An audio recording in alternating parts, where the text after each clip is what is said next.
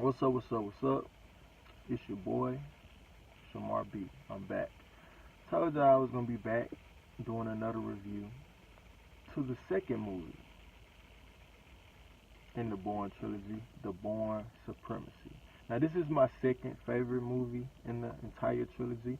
I'm gonna go a little more into detail with this movie than I did with The Bourne Ultimatum because I remembered The Bourne Ultimatum, but it wasn't really my favorite, so I didn't really have too much to say about it. It's still a good film, still a good part of the trilogy if you watch them in order, if you watch them in sequence. You know, if you just sit back and you just got your day, or you just chilling, or you got hours to just watch movies. It's pretty good to watch in sequence, but just as a standalone movie, it doesn't do it for me. This film, The Bourne Supremacy, it does it for me. Same way The Bourne Identity does it for me. We still following Jason Bourne, starring Matt Damon. Well, The Bourne Supremacy starring Matt Damon, following Jason Bourne. We're still following Jason Bourne. And in this film, Jason is living in India. We fresh off the events from The Bourne Identity to where he found out that his name is Jason Bourne. He found out that he was a spy for the Operation Treadstone that, you know, housed a lot of assassins that did a lot of missions for the CIA. And the whole point of Treadstone, the CIA looked at it like this right here. We could kill anybody. You know what I mean? But we want to kill you, people that are threats to national security or knew certain things. We want to kill you to where it looked like, I'm not going to say it was an accident, but it looks like we had no involvement in it.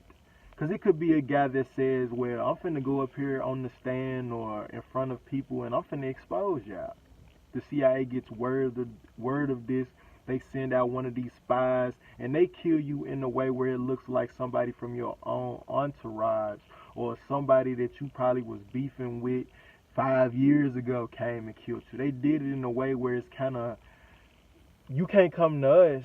That's how they really wanted their assassins to move and to be able so precise and to execute killings that well and that efficiently to where our hands or we don't get questioned whatsoever from that. And that to me was very dope. And Jason was the best at that. So he found out that he was a part of this group, and I'm pretty sure at the end of The Bourne Identity, he wanted to know more, but he was kind of like, man, I'm walking away from it. He didn't really know to the extent and how significant that those spies really were. I don't think that he really understood that because moving forward to The Bourne Supremacy, he was framed by another bad guy in the CIA. There's always bad guys in the CIA, but he was actually framed. He was out living with his love interest, Marie, that we, you know, was introduced to in the first film that I really liked. I really liked their relationship, how they played together. I don't know the actress's name. It's something. I don't know her name. I'm pretty sure.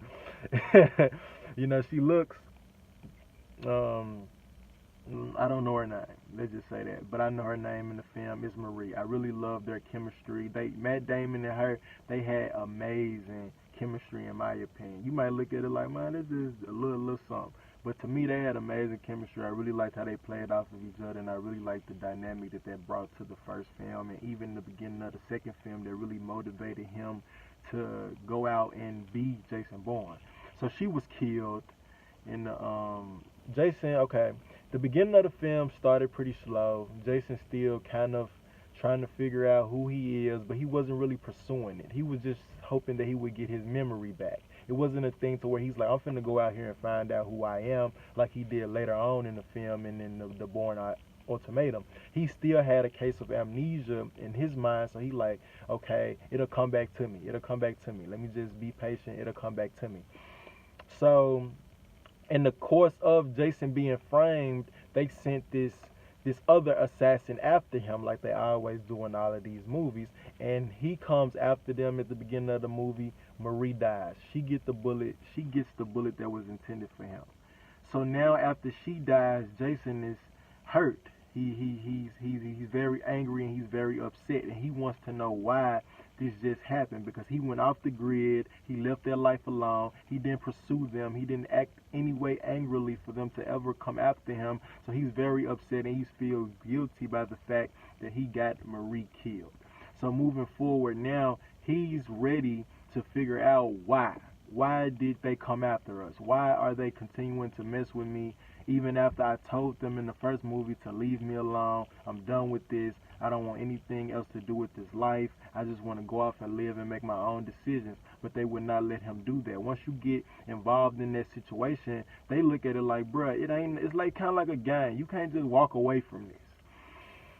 You know what I mean? You can't just leave this. You know, we're still going to use you to our benefit, even if you're not out killing for us. And that's the extreme way. They could have got anybody. They could have framed anybody, but they chose to frame him. And they chose wrong. So moving forward in the movie, Pam Landy, it was a couple of her guys. She was introduced in this film. Great antagonist for Bourne. Halfway through the film, that she became somewhat of an ally for him towards the end to the second film, because I think that she kind of seen that something's not really adding up with the whole story that they were telling her, because it was a couple of her guys that were killed in Berlin that framed Bourne for doing it. So moving forward, he's trying to find out who she is. He's trying to find out why she's coming for him. So the movie is kind of slow. It's a slow-paced movie. It's a little faster than the Bourne Identity. It's not as fast as the Bourne Ultimatum, but it has a nice pace. It has a very good pace. And Jason, as he was, going, trying to figure out who these people were that was still trying to look for him, because it was different from the first movie, because the first movie, it was the leader of Treadstone that was looking for him. He died at the end of the first movie. So Bourne is like, man, who is these dudes that's looking for me now? So he tracks them down.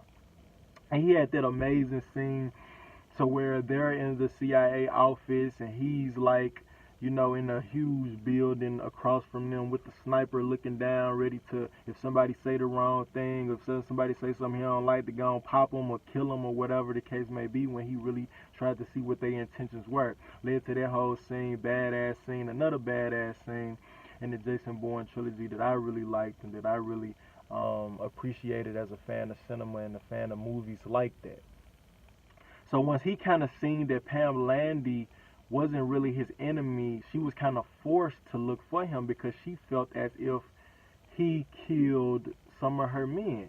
So Bourne kind of said, well, she's not really the problem. So he set up this whole thing with somebody that he knew from Treadstone, a girl that was working with Pam Landy, because, when you're dealing with somebody of a significance like Jason Bourne, you need all the help you can get. So she went out and got this girl that was working for Treadstone that, as we learned later, in the Bourne Ultimatum, they had some type of romantic relationship that Jason really couldn't remember because he had amnesia. But they recruit her, and Bourne sees her there, so he has her meet him somewhere in this little train station, and Bourne is a pretty smart guy. He's an assassin, so he knew that she was probably wearing a wire. So Bourne kind of confessed his innocence to Pam Landy, and Pam was kind of like, yo, this really not adding up now, because this guy is saying that he didn't do it, and I don't really believe that he did it anyway. So the big bad guy of this film is Albert Haich, I think that's the guy's name. I don't really remember his name, but he's the guy that was behind the whole framing of Bourne, and they tried to get him killed and tried to send the assassin after him to kind of trace his footsteps from the wrongdoing that he was doing within the organization. So Bourne kind of had the idea that it was his fault. So as Bourne is retracing his steps, we get his first mission. That was a off-the-table, undercover mission that he did, that with that guy was there and the leader of Treadstone. That was in Berlin, the Nesky family. He killed this family. He killed this man and his wife.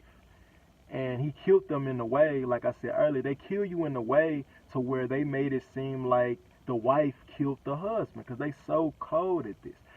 And that was his first mission, and he remembered his first mission. So his memory is coming back slowly but surely, but he's still trying to avenge the death of Marie, and he's still trying to figure out who he really is so he can really be free from his ghost permanently.